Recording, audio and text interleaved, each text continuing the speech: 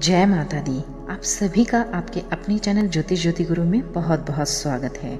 दीपावली का त्यौहार जल्द ही मनाया जाने वाला है।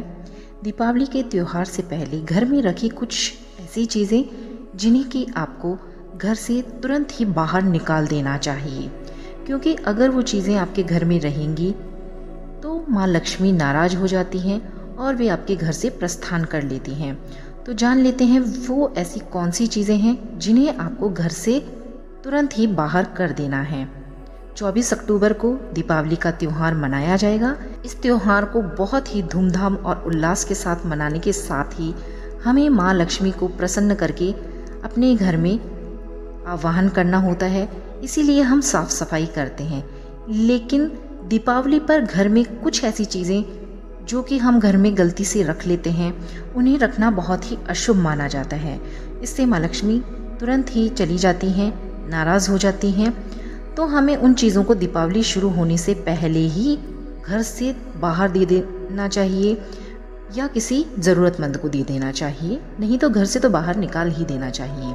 उनमें सबसे पहली चीज़ है जूते चप्पल।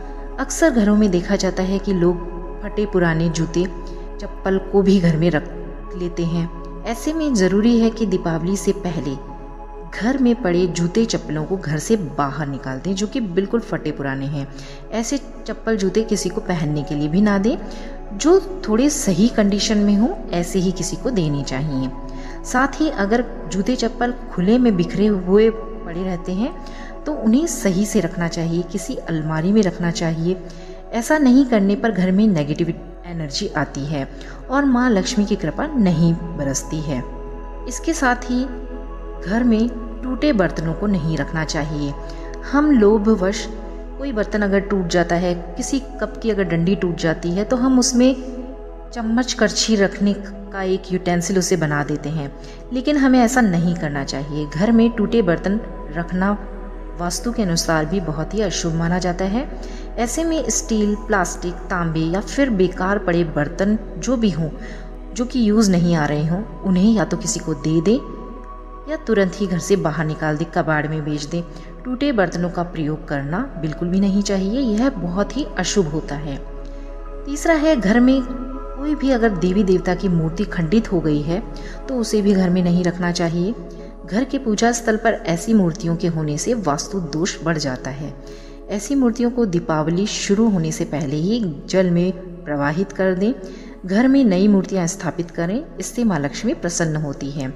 दीपावली का पर्व शुरू होने से करीब 5-6 दिन पहले से ही सभी जगह पर जो भी लाइटें खराब हैं उन सबको बदल देना चाहिए। दीपावली के त्योहार को दीपों का पर्व कहा जाता है क्योंकि यह अमावस्या पर पड़ता है। तो इस दिन सभी जगह अंधेरे को दूर करने के लिए उजाला किया जाता है। तो इस दौरान घर में किसी भी जगह पर अंधेरा नहीं होना चाहिए। ऐसे में जिस जगह पर भी अंधेरा है वहाँ पर इलेक्ट्रिक गड़बड़ी है तो उसे ठीक करें। छोटी छोटी लाइटें लगाएं, लड़ियाँ लगाएं लाइटों की। घर में अंधेरा होने पर भी माँ लक्ष्मी का आगमन नहीं होता है। और सबसे अंतिम और सबसे महत्वपूर्ण बात कि बंद घड़ियाँ, रुकी हुई घड़ियाँ ये किस्मत रुकने का संकेत देती हैं। इसे भी घर में रखना शुभ नहीं माना जाता है। अगर आपको घर में रखना है तो उसमें सेल डालकर उसको चालू करके रखें, अन्यथा उसे घर से बाहर निकाल दें। और अगर कोई घड़ी खराब हो गई है तो उसे ठीक करके दोबारा भी आप प्रयोग में ले सकते हैं या फिर उसे बिल्कुल दिवाली से पहले हटा दें। घर में बंद घड़ी होने से माँ लक्ष्मी नाराज होती हैं, वास्तु भी खराब होता है और साथ ही घर के लोगों के काम भी रुकने लगते हैं। तो आप इन सभी बातों का ध्यान रखें। पुराने फटे पुराने वस्त्रों को भी घर से निकाल दें और अगर वो सिलने योग्य हैं, थोड़े बहुत फटे हुए हैं तो आप उनको सिल लें।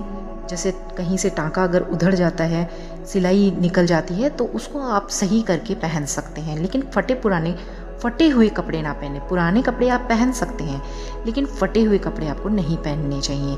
इन बातों का आप ध्यान रखें। और दीपावली मनाने के समय खुद के घर में खुशियाँ करने से पहले थोड़ा गरीबों और दूसरे लोगों के घर में भी खुशियाँ ज़रूर करें।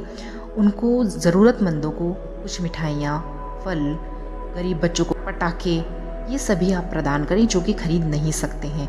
तो इस प्रकार से आप पहले दूसरों की दिवाली मनाएं, उसके बाद खुद की दिवाली मनाएं, तो देखिए माँ लक्ष्मी दौड़ी दौड़ी आपके घर चली आएंगी, आपके ऊपर अपनी कृपा अवश्य ही बरसाएंगी।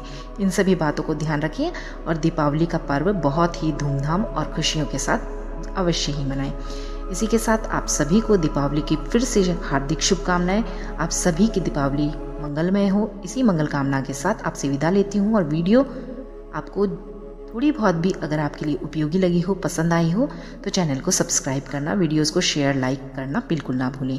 तो चलिए मिलते हैं नई वीडियो के साथ। तब तक के लिए आप सभी को बहुत बहुत धन्यवाद। नमस्कार। जय माता दी।